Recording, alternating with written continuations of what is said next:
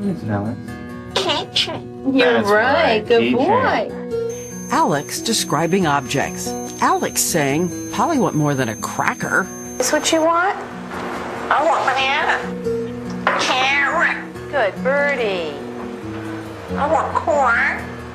Soft corn. Soft corn. Good parrot. We've got rock corn, that's dried corn, and we've got soft corn too. Cold.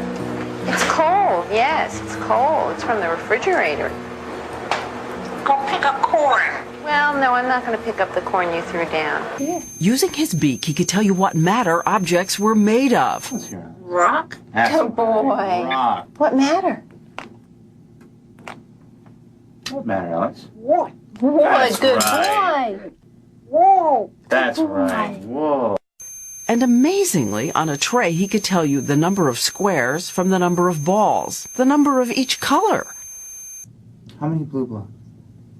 4. 4 is right. Good parrot.